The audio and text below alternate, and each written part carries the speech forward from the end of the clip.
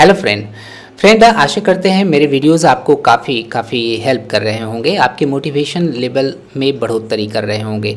Friend, ये जो motivation level है वो आने वाले 3 महीनों तक प्लीज़ इंटैक्ट रखेंगे। किसी भी तरह का आपका कॉन्फिडेंस लेवल में गिरावट नहीं होना चाहिए, इस बात पर ध्यान दें। आप अपना जो रूटीन बनाए हैं, जो कॉन्क्रीट या इफ़ेक्टिव जो रूटीन बनाए हैं, उस इफ़ेक्टिव रूटीन में किसी भी तरह का कोई इंटरफियरेंस ना आने दें, क्योंकि आने वाला जो ये कुछ महीने हैं, चंद महीने हैं, वे आपकी ज़िंदगी को या तो बना सकता है या तो बिगाड़ सकता है। ठीक है।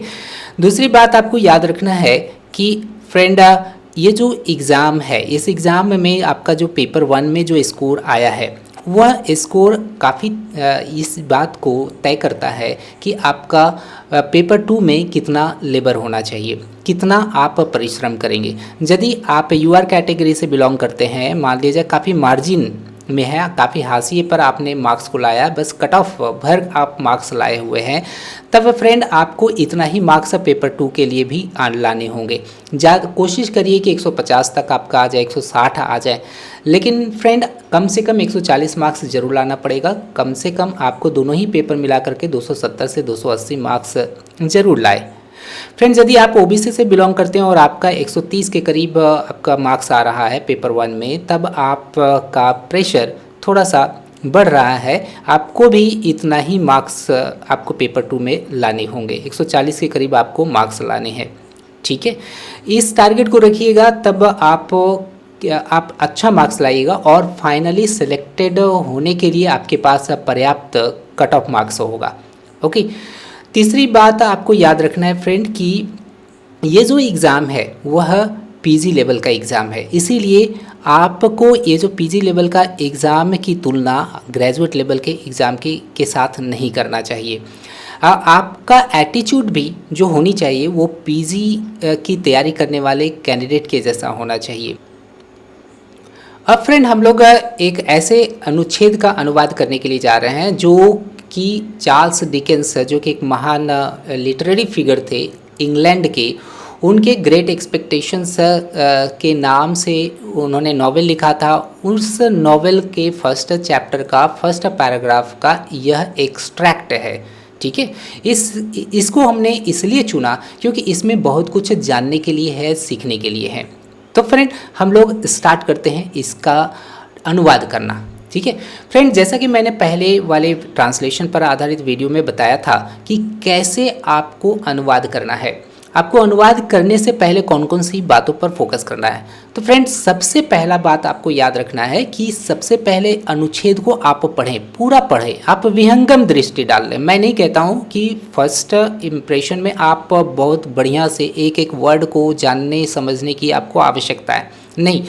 आपको विषय वस्तु को पकड़ना है कि किस तरह की विषय वस्तु है। सबसे पहले माइंड को प्रिपेयर्ड कर लीजिए, उसको जानने दीजिए। ओवरऑल वो नॉलेज ले कि what is this passage all about. Okay, इस तरह से वो प्रिपेयर्ड होगा। और यदि डिफ़िकल्ट होगा पैसेज, उसमें डिफ़िकल्ट वर्ड्स मिल रहे हैं, तो दिमाग प्रिपेयर्ड होने के कारण से उस तरह के शब्दों को डील करने की वो क्षमता विकसित कर लेगा। ठीक है। दूसरी बात आपको याद रखना है कि फ्रेंड, वर्ड फॉर वर्ड आपको ट्रांसलेशन नहीं करना, पहले भाव को समझना है। भावानुवाद यदि करते हैं तो ज़्यादा अच्छा रहेगा। ओके। और तीसरी जो बात है कि जो भी डिफ़िकल्ट वर्ड्स आ रहे हैं अनुच्छेद में, उससे आप घबराइए नहीं। ओके, उसका अगर पर्याय नहीं मिल रहा है, हिंदी पर्याय नहीं मिल रहा है, तो डोंट वरी। आपको क्या करना है कि पूरा का पूरा लाइन का आपका जो भी भाव निकल रहा है, जैसा भी भाव आपको समझ में आ रहा है, बस उस भाव को एक्सप्रेस कर दीजिए। ओके, तो इससे क्या होगा कि आप में घबराहट नहीं आएगी। बहुत ही कूल माइंडेडली पैसेज को डील करिए, आप ज़रूर इसमें अच्छा स्कोर करेंगे। तब इन्हीं 3 चीज़ों पर ध्यान रख करके हम लोग चलें, इस पैसेज का हम लोग ट्रांसलेशन करते हैं। Okay friend, my father's family name being Pirrip and my Christian name Philip, my infant tongue could make up of both names nothing longer or more explicit than Pip. Friend, जब आप passage पढ़ रहे हैं तब कुछ शब्द आपको परेशान कर सकता है। आप काफ़ी कूल माइंडेड होकर के सारे शब्दों को डील करिए। देखिएगा ग्रामेटिकली आपके पास स्ट्रक्चर से रिलेटेड नॉलेज होना चाहिए, ठीक है। सबसे पहले आपको सब्जेक्ट को समझना है। पहले मैं फर्स्ट वाले पॉइंट पर फोकस कर रहा हूँ। फर्स्ट वाला क्या पॉइंट मैंने बताया था कि आपको विषय वस्तु को समझना है, आपको ज़्यादा गहराई से समझने की आवश्यकता नहीं है, ठीक है। यहाँ पर फिर भी समझने के लिए आपको सब्जेक्ट को फाइंड आउट करना पड़ेगा, ठीक है। उसी के आधार पे आप आशय निकाल सकते हैं। देखिएगा यहाँ इस सेंटेंस का आपका लिमिट है, सीमा कहाँ है, यहाँ से लेकर के पिप तक है। और इस सेंटेंस में आपको दो सब्जेक्ट मिल रहे हैं, माई फादर्स फैमिली और यहाँ पर माई इन्फेंट टंग, ठीक है। और एक बीच में बीइंग आ गया, यहाँ पर कोई फाइनाइट वर्ब का यूज़ ही नहीं हुआ। ग्रामर का यूज़ करना होगा। पेपर 1 में यदि आपका कंसेप्ट क्लियर है तो फिर आसान हो जाता है ना। तो यहाँ पर आपको ध्यान में रखना है कि मेरे पिताजी के फैमिली का नाम, मेरे पिताजी के फैमिली का नाम या फैमिली नाम या पारिवारिक नाम पिरिप होने के कारण और मेरे ईसाई नाम फिलिप होने के कारण, तो क्या हुआ, my infant tongue could make of both names nothing longer और मोर एक्सप्लिसिट दैन पिप। यहाँ पर एक वर्ड आया हुआ एक्सप्लिसिट। एक्सप्लिसिट मतलब होता है क्लियर, इंग्लिश में यदि आप लेकर के चलेगा, और हिंदी में कहेंगे इसको स्पष्ट, ठीक है, स्पष्ट रहने वाला, स्पष्ट नज़र आ जाने वाला। ओके, यहाँ पर कहीं ना कहीं इस तरह की बात हो रही है कि मेरे पिताजी के पारिवारिक नाम फिलिप और मेरे ईसाई नाम फिलिप होने के कारण मेरा जो इन्फेंट टंग है वह ज़्यादा बड़ा ना हो, इसके लिए मैंने पिप रख लिया नाम। कुछ इस तरह से इसका भाव नहीं आ रहा है। सो आई कॉल्ड माई सेल्फ पिप, ठीक है, इसलिए मैं अपने आप को पिप पुकारने लगा और इस तरह से लोग भी मुझे पुकारने लगे Pip. I give Pip as my father's family name. मैंने यहाँ पर देखिएगा ऐसा कुछ डिफ़िकल्ट वर्ड्स नहीं आया हुआ है। On the authority of his tombstone, यहाँ पर ऑन द ऑथोरिटी मतलब आधिकारिक तौर से आया है यहाँ पर। और टूम स्टोन कहते हैं ग्रेव स्टोन को। ग्रेव स्टोन किसको कहते हैं, कब्र के पत्थर को, ओके, जहाँ पर मुर्दे को दफनाया जाता है और उसके बाद उस पर पत्थर रख दिए जाते हैं, तब उसे हम लोग कहते हैं टूम स्टोन।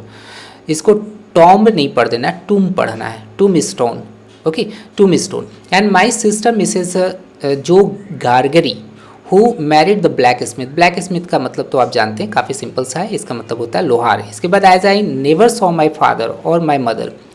ऑब्वियसली यहाँ पे टूम स्टोन की बात हो रही है और यहाँ पर कह रहा है कि मैंने अपने पिताजी को नहीं देखा, मैं अपनी माँ को नहीं देखा, and never saw any likeness of either of them, दोनों में किसी भी तरह का कोई समानता नहीं देखा, ठीक है। तो यहाँ पर वो अपना कुछ फीलिंग बतला रहा है, फर्स्ट पर्सन में यहाँ पर बात हो रही है। देखिएगा माई आ रहा है, ओके। इस तरह से आपको माइंड को प्रिपेयर्ड करवाना होगा। इसके बाद फैंसीज का मतलब होता है कल्पना, ओके, कल्पना या ऐसी सोच जिस पर फैक्ट्स आधारित ना हो।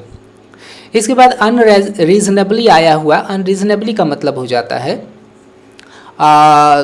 जिसमें किसी भी तरह का कोई लॉजिक ना काम आवे, ओके।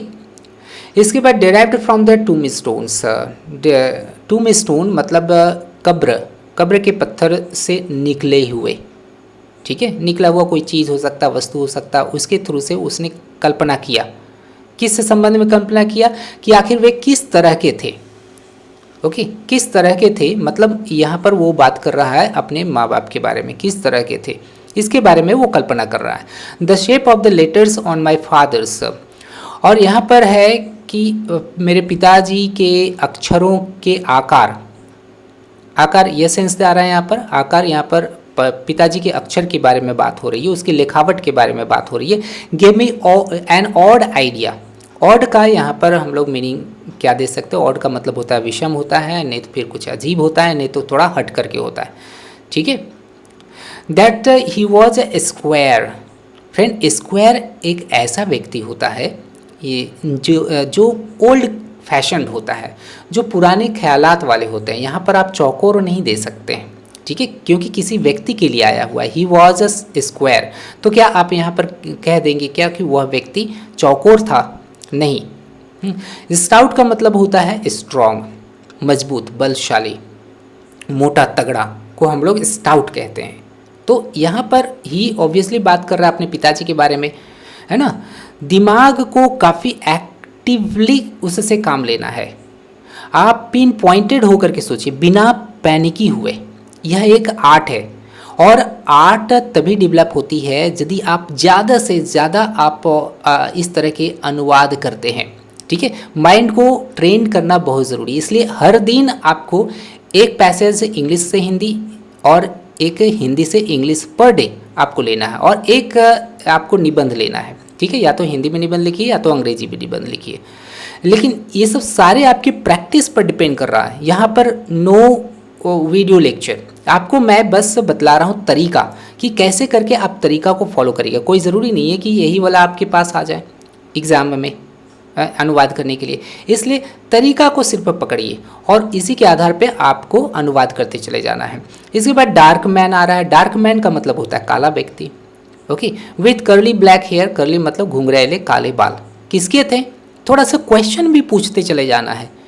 किसके? ऑब्वियसली उनके पिताजी के, है ना। उनके पिताजी के कब्र से कुछ चीज़ें निकली जिसके कारण से उसने एक अपना आइडिया बनाया, थोड़ा सा हट करके एक आइडिया बनाया कि उसके पिताजी हो थे, थोड़ा ओल्ड फैशन्ड थे लेकिन काफ़ी मोटे तगड़े थे और काले थे, और उनके बाल काफ़ी कर्ली थे, ब्लैक थे और कर्ली थे।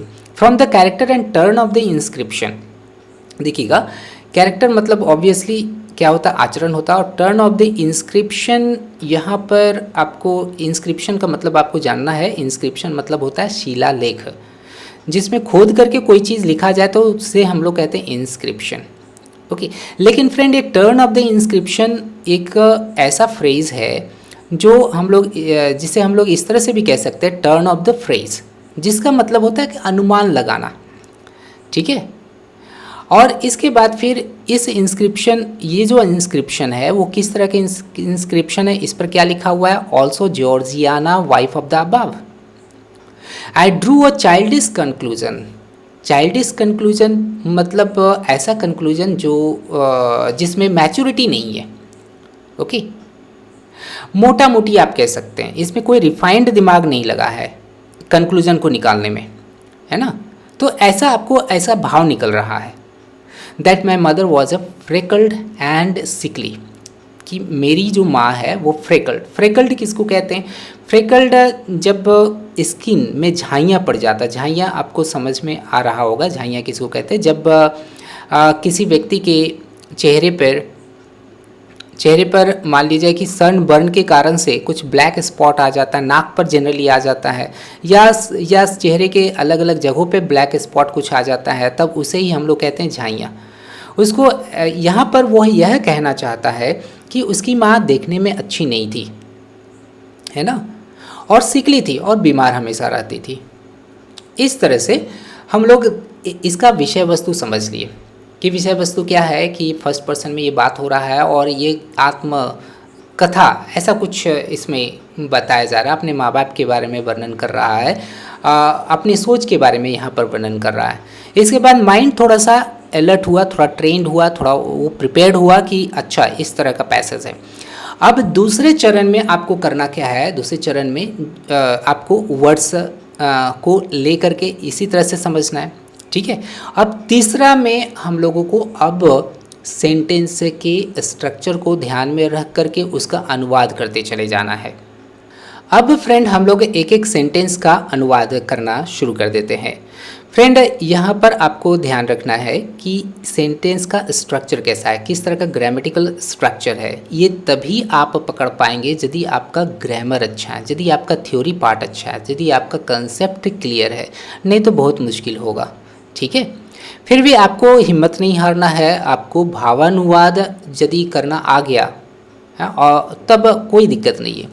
यहाँ पर थोड़ा सा आपको ध्यान में रखना है कि मेरे पिताजी के परिवार का नाम पिरिप होने के कारण और मेरे ईसाई नाम फिलिप होने के कारण, ठीक है, मेरी जो पोकारू नाम है शिशु का मतलब जो अभी बच्चा पैदा हुआ है, मतलब वो खुद के बारे में कह रहा है कि मेरा बच्चा का नाम, है ना, मैं जब पैदा हुआ था तब क्या है कि मेरा नाम कैसे बना, could make of both names, ये पिरिप को भी लिया गया और फिलिप को भी लिया, दोनों ही नाम को ज़्यादा बड़ा ना करते हुए, नथिंग लॉन्गर, ज़्यादा बड़ा ना करते हुए काफ़ी स्पष्ट रूप से इन दोनों को मिला करके नाम रख दिया गया पिप।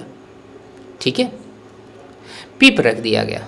सो आई कॉल्ड माई सेल्फ ए पिप, और इस तरह से मैंने खुद को पिप पुकारा। ओके, और लोग भी मुझे पिप के रूप में पुकारने लगे, या मैं पिप के रूप में पुकारा जाने लगा। मैंने खुद को पिप पुकारा और पुकारा जाने लगा पिप के रूप में।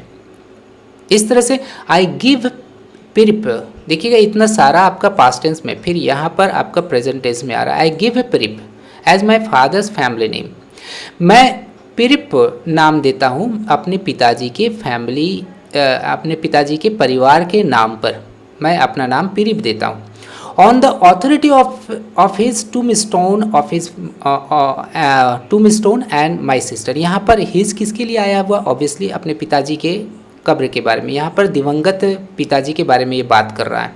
ठीक है, और उसके बाद अपने सिस्टर के बारे में कह रहा है कि मैं अपना नाम पिरिप रखता हूँ आधिकारिक तौर से। ऑन दी ऑथोरिटी ऑफ मतलब होता है आधिकारिक तौर से अपना नाम पिरिप रखता हूँ। अब किस पर अधिकार जताते हुए, अपने दिवंगत पिताजी का पर अधिकार जताते हुए, अपनी बहन पर अधिकार जताते हुए। और ये जो बहन है वो क्या है, उसका नाम क्या है, मिसेस जो गार्गरी, और जो उसकी शादी किससे हुई, एक लोहार से हुई। ठीक है, इतना समझ जाने के बाद आपको क्या करना है कि ट्रांसलेशन बना लेना है। ठीक है, देखिएगा ट्रांसलेशन आप इस तरह से आप देख सकते हैं, मेरे पिताजी के परिवार का नाम पिरिप और मेरा ईसाई नाम फिलिप होने के कारण दोनों ही नामों को लेकर उसे बिना बड़ा किए ही स्पष्ट रूप से मेरा शिशु नाम पिप पड़ गया, जैसा कि हम लोगों ने यहाँ पर डिस्कस किया हुआ था, एनालाइज किया हुआ था। अतः मैं खुद को पिप बुलाने लगा और बुलाया जाने लगा। यहाँ पर आप लोग बुलाने लगे, ऐसा आप लिख सकते हैं। ठीक है, अपने दिवंगत पिताजी, यहाँ पर जो टूम स्टोन का जो यूज़ हुआ है, टूम स्टोन का तो मैंने बताया कि कब्र का स्टोन है ना, कब्र का पत्थर, इसका फिगरेटिव यूज़ जो हुआ है दिवंगत के लिए हुआ है, इसलिए यहाँ पर दिवंगत शब्द का यूज़ किया गया है।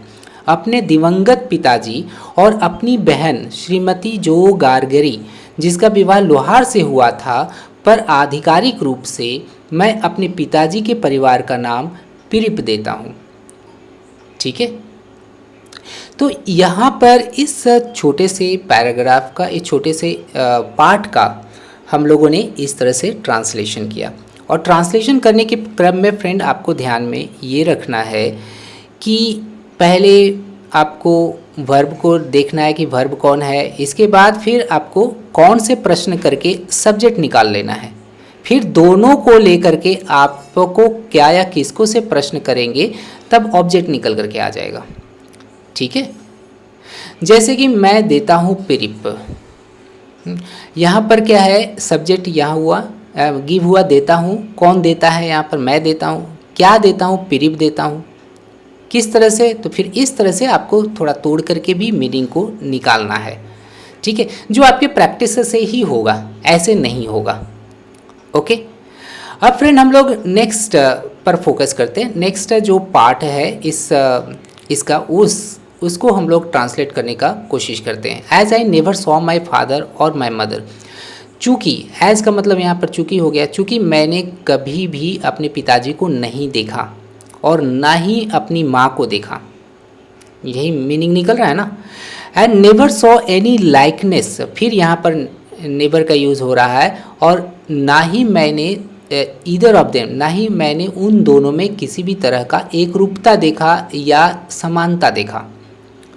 फॉर देयर डेज, फॉर यहाँ पर जो मीनिंग दे रहा है, फॉर का मतलब होता है क्योंकि, ठीक है। फॉर एक प्रीपोजिशन ही नहीं है, फॉर एक कंजंक्शन भी है, ये आपको ग्रामर बताएगा, ठीक है। आपको जानना है फॉर यहाँ पर कंजंक्शन के रूप में यूज़ हुआ है, जिसका मतलब होता है क्योंकि, नहीं तो चूँकि। क्योंकि उनके ज़माने, उनके दिन, उनके ज़माने काफ़ी पुराने थे, काफ़ी पहले के थे, फोटोग्राफ्स से भी पुराने के दिन, ठीक है। तो जिस समय फोटोग्राफ्स का प्रचलन नहीं चला था, उससे भी पहले के दिन वाले उनके माता पिता थे, ठीक है। माई फर्स्ट फैंसीज, मेरी जो प्रथम जो कल्पना थी, किस संबंध में, regarding what they were like, कि इस संदर्भ में मेरी जो फैंसीज थी, मेरी जो कल्पना थी कि वे दोनों माँ बाप कैसे दिखते थे, वर अनरीजनेबली डिराइव्ड फ्रॉम द टूमस्टोन्स, वह उनके कब्र से निकलने वाले चीज़ों को अनरीजनेबली देखने पर पता चलता है। ये हमने सेंस को निकाला, ठीक है। तो इसी सेंस के आधार पर आपको क्या करना है, काफ़ी कंसंट्रेशन के साथ आपको फिर ट्रांसलेशन देना है। क्या यहाँ पर हुआ, चूँकि मैंने कभी भी अपने पिताजी या माताजी को नहीं देखा था और ना ही कभी उन दोनों में एक रूपता ही देखा था, क्योंकि उनके ज़माने, पिताजी के ज़माने छायाचित्रों के ज़माने से पहले के थे, ठीक है। इसलिए वे कैसे थे, इस संबंध में मेरी प्रथम कल्पना कब्र से अनुचित रूप से प्राप्त चीज़ों से थी, ठीक है। अनुचित रूप से, अनरीजनेबली का मतलब यहाँ पर अनुचित रूप से प्राप्त चीज़ों से थी, ओके फ्रेंड। जैसा कि मैंने पिछले वीडियो सेशन में मैंने बताया था कि कैसे आप कोई भी दिए गए सेंटेंस को 2 या 3 तरीके से बना सकते हैं। हो सकता है कि आपका जो ट्रांसलेशन दूसरे तरीके से भी बनेगा, तो आप ज़रूर वो बनाने की कोशिश करें, लेकिन उसका मूल्यांकन भी ज़रूर करवाएं, ठीक है। हो सकता है कि इससे भी बेटर आप बना लें। हमेशा इम्प्रूवमेंट की गुंजाइश होती है, इसलिए डिस्क्रिप्टिव पेपर में किसी को भी 200 आउट ऑफ 200 नहीं दिया जा सकता है, ओके। तो फ्रेंड प्रैक्टिस ज़रूर करिए, practice will make you perfect. तो यहाँ तक हम लोगों ने अनुवाद देखा। इसके बाद फ्रेंड हम लोग नेक्स्ट को देखते हैं, the shape of the letters on my father's.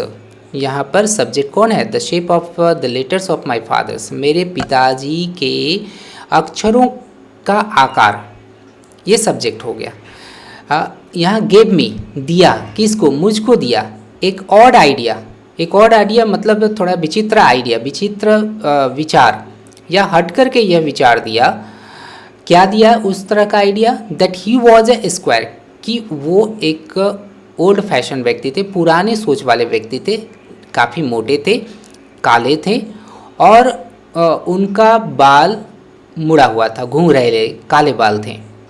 From the character and turn off the inscription, और मेरे विचार से, यहाँ देखिएगा ये पूरा का पूरा जो है आपका सेंस यहाँ पर देने की ज़रूरत पड़ जाएगी, क्योंकि यहाँ पर आप वर्ड फॉर वर्ड ट्रांसलेशन करते हैं तो कोई सेंस नहीं निकलेगा। फ्रॉम द कैरेक्टर, आचरण से, and turn off the inscription, और लेख के टर्न से, ऐसा कुछ सेंस नहीं दे रहा है। यह दरअसल एक तरह का यहाँ पर एक्सप्रेशन है, अभिव्यक्ति है। जिस तरह से वाव होता है ना, वाव एक तरह की अभिव्यक्ति है, यह एक आश्चर्यजनक अभिव्यक्ति है, ठीक है।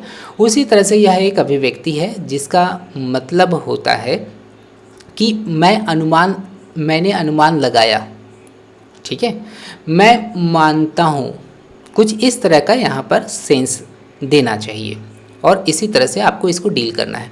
Also Georgiana wife of the above, इसको जो है ना, जिस तरह से ये इन्वर्टेड कॉमर्स में है, इसी तरह से आपको हिंदी में अनुवाद करके इन्वर्टेड कॉमर्स में बंद कर देने होंगे, ठीक है।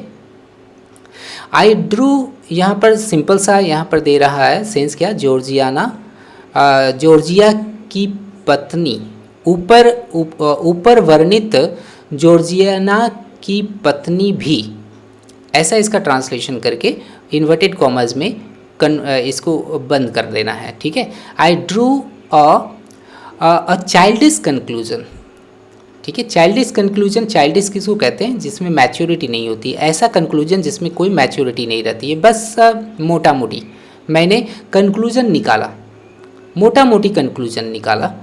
क्या? My mother was a freckled and sickly, क्या कि मेरी जो माँ थी वो थोड़ी अगली थी, थोड़ी कुरूप थी, या थोड़ी सुंदर नहीं थी और बीमार रहती थी और बीमारू थी। ठीक है। सिकली का मतलब होता है बीमारू, हमेशा सिक रहती थी। ठीक है। तो देखते हैं इसका अनुवाद हम लोग किस तरह से बनाएंगे। मेरे पिताजी के अक्षरों के आकार ने कुछ हटकर मुझे एक विचार दिया कि वे घुंघरैले, काले बालों वाले, पुरानी सोच के, बलिष्ठ और काले व्यक्ति थे। यदि मैं लिखित ऊपर के जॉर्जियाना पत्नी भी को लेकर कल्पना किया तो मैं मोटा मोटी इस निष्कर्ष पर पहुंचा कि मेरी माँ सुंदर नहीं थी और बीमार दिखती थी। ठीक है। तो फ्रेंड, आपको इस तरह से अनुवाद करना है और अनुवाद करते समय में आपको जो भी मैंने कहा था उन बातों पर आपको फोकस करके अनुवाद करें, तब काफ़ी अच्छा होगा। लेकिन मैं फिर से फाइनली बोलना चाहता हूँ कि अनुवाद एक सतत प्रक्रिया है और आपको हमेशा कुछ ना कुछ ट्रांसलेशन करते रहना पड़ेगा। इंग्लिश से हिंदी, हिंदी से इंग्लिश ट्रांसलेशन करते रहिए और उसी में जो आपको शब्द मिल रहे हैं, शब्द को यूज़ करना सीखिए, शब्द को आपको लर्न करते चले जाना है। ठीक है। तो फ्रेंड, हम लोग मिलते हैं अगले वीडियो सेशन में, जहाँ पर हम लोग कुछ अन्य इम्पॉर्टेंट बातें आपके एग्ज़ाम से संबंधित करेंगे। यदि फ्रेंड आप हमसे जुड़ना चाहते हैं तो ज़रूर आप हमसे जुड़िए और चैनल को ज़रूर सब्सक्राइब करिए, शेयर भी ज़रूर करिए और डिस्कशन अपने दोस्तों में ज़रूर करिए, क्योंकि निबंध का जो पार्ट है वो डिस्कशन करने से ही बढ़ेगा। आप हमारे कोर्सेज़ को देख सकते हैं। कोर्सेज़ का लिंक्स हमारे डिस्क्रिप्शन बॉक्स में ऑलरेडी दिया गया है। आपके स्वर्णिम भविष्य की शुभकामना करता हूँ। All the best. Thank you.